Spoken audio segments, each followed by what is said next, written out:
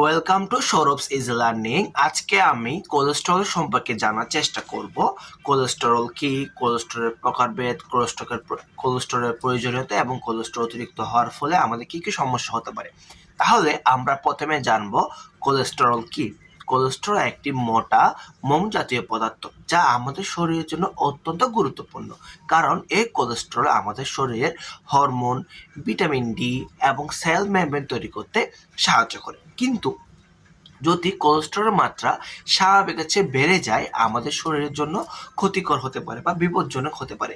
কারণ অতিরিক্ত মাত্রা কোলেস্টেরল হলে তা আমাদের যে রক্তনালী আছে, রক্তনালীর মধ্যে রক্ত প্রবাহকে বাধা প্রদান করতে পারে, যার ফলে আমাদের হার্ট অ্যাটাক এবং স্ট্রোকের মতো বিপজ্জনক রোগের সৃষ্টি হতে পারে।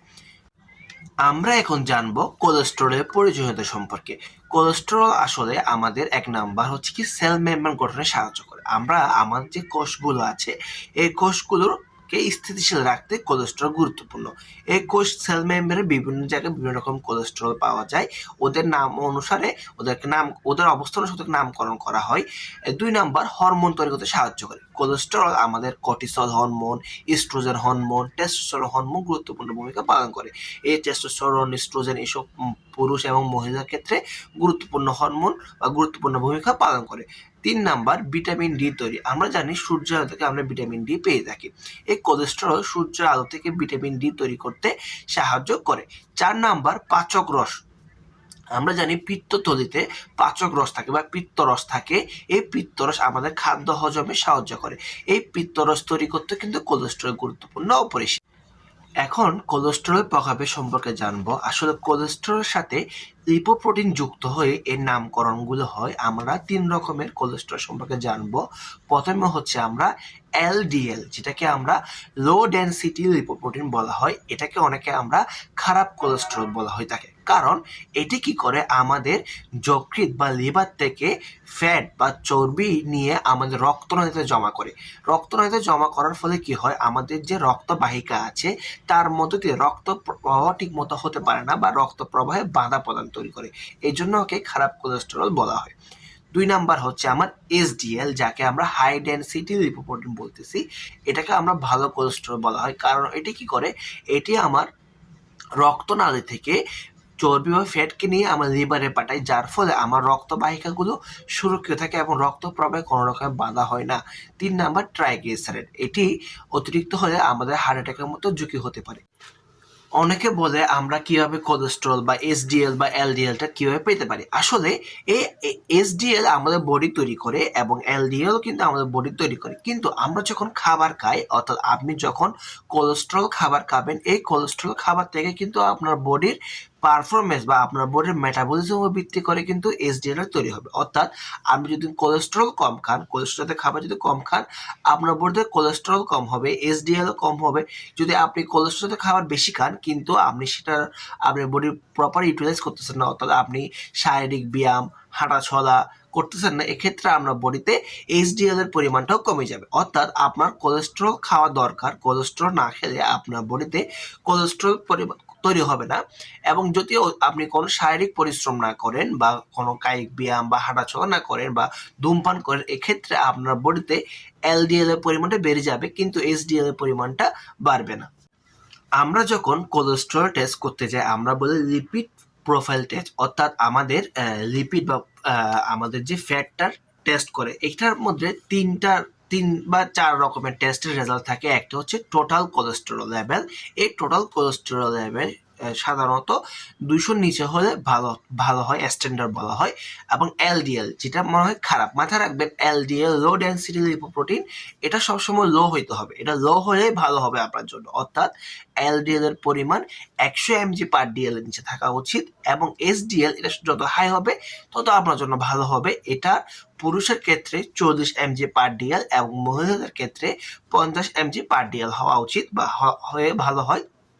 এবং আসি ট্রাইগ্লিসারাইড। ট্রাইগ্লিসারাইড 150 এমজি পার ডিএল বা 150 নিচে হলে ভালো হয়। তাহলে এই এই লেভেলগুলো আমরা কিভাবে মেনটেন করব? আমরা যথোপযুক্ত খাবার খাবো, অতিরিক্ত চর্বিযুক্ত খাবার বর্জন করার চেষ্টা করব, এবং আমরা একটু কায়িক পরিশ্রম, হাঁটাচলা, ব্যায়াম, সাইকেলিং বা জগিং এটা করার চেষ্টা করব। যদি আমরা কেউ ধূমপান বা অ্যালকোহল পান করে থাকি সেটা পরিহার করার চেষ্টা করব, কারণ এই ধূমপান বা অ্যালকোহল আমাদের চর্বি থেকে, আমরা যে খাবার গ্রহণ করতেছি এখান থেকে এলডিএল এর পরিমাণটা আরো বেশি পরিমাণে বৃদ্ধি করে।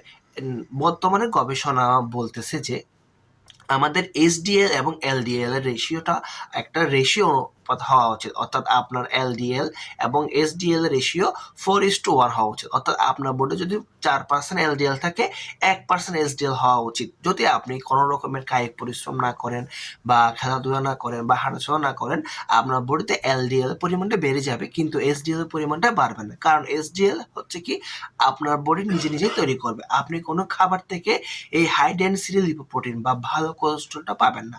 তার মানে আপনার থেকে পরিশ্রম, শারীরিক ব্যায়াম, ধূমপান, অ্যালকোহল এসব পরিহার করলে আপনি যখন খাবার খাবেন সেখান থেকে আপনার বডি অটোমেটিক এইচডিএল তৈরি করবে, এবং এইচডিএল কি করবে, আপনার রক্ত নালীতে চর্বি বা ফ্যাট জমা হতে দিবে না।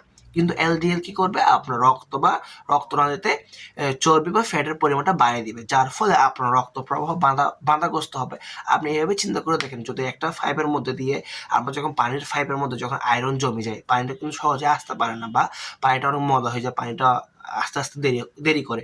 এভাবে যখন আমার রক্তনালীর মধ্যে যখন ফ্যাট জমে যাবে, আমার যে পরিমাণ রক্ত যাওয়ার কথা ছিল আমি কিন্তু সেই পরিমাণ রক্তটা পাবো না, যার ফলে কি হবে, আমার বডিতে অক্সিজেনের চাহিদা বেড়ে যাবে। ধর আপনি যখন কাজ করতেছেন বা আপনি যখন দৌড়াচ্ছেন, আপনার বডিতে বা আপনার ফুসফুসে পর্যাপ্ত পরিমাণে অক্সিজেন দরকার।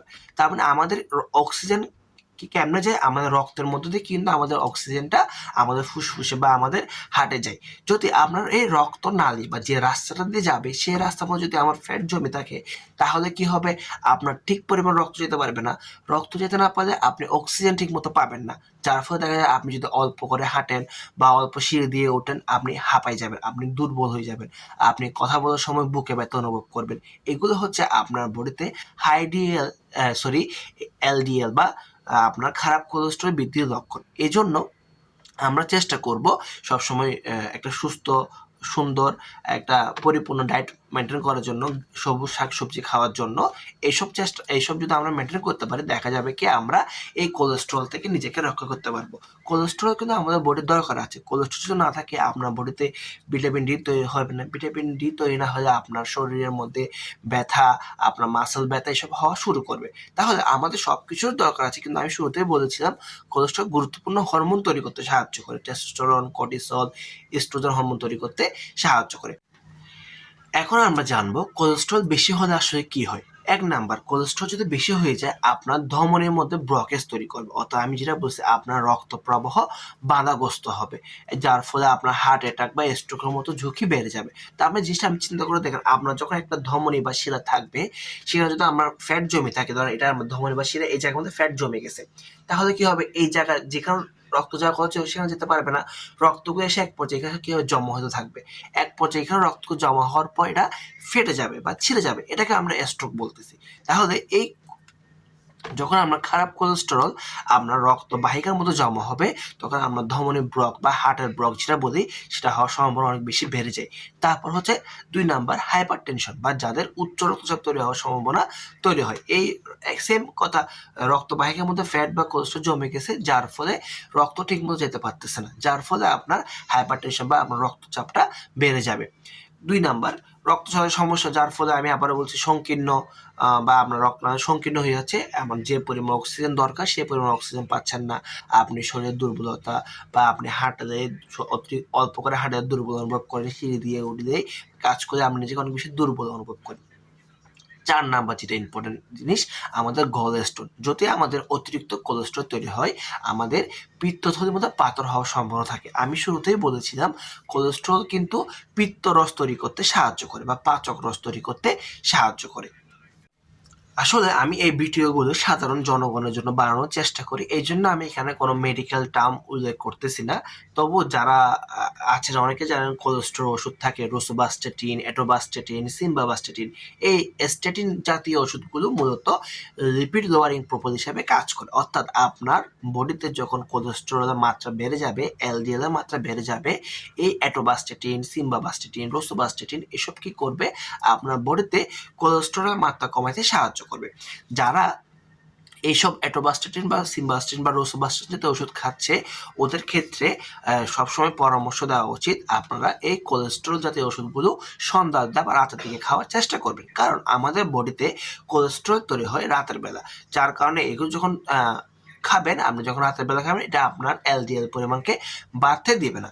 যারা এই ওষুধগুলো দীর্ঘ সময় ধরে খাচ্ছেন, তাদের মধ্যে বিভিন্ন রকমের সাইড এফেক্ট বা পার্শ্ব প্রতিক্রিয়া দেখা যেতে পারে, যেমন আপনার শরীরের মধ্যে মাসেল পেন, আপনার অতিরিক্ত ব্যথা তৈরি হতে পারে, এবং আপনার ওয়েট লস হতে পারে, আপনার শরীরের ওজন কমে যেতে পারে, এবং হ্যাপাটোটক্সিসিটি বা আপনার লিভারের সমস্যা দেখা যেতে পারে। এসব হচ্ছে যে আমার এই যারা কোলেস্টেরল ওষুধগুলো খাচ্ছেন তাদের ক্ষেত্রে এই সমস্যাগুলো দেখা যেতে পারে। তো আমি আবারও বলবো সবাইকে সুস্থ এবং সুন্দরভাবে জীবনযাপন করার উদ্দেশ্যে আমরা নিজের শরীরের প্রতি যত্ন নিব, খাবার দাবার ঠিক মতো করবো, খাবারের মধ্যে শাকসবজি অ্যাড করার চেষ্টা করব, এবং শারীরিক পরিশ্রমের সাথে সাথে নিজের শরীরকে প্রপার বিশ্রাম দেওয়ার মাধ্যমে আমরা এইসব রোগ থেকে নিজেকে মুক্ত রাখতে পারি। যদি স্বাস্থ্য ঠিক থাকে, আপনি পরিপূর্ণভাবে সুখী থাকবেন। স্বাস্থ্যের সাথে সুখের মূল। সবাইকে ধন্যবাদ, সাথে থাকবেন।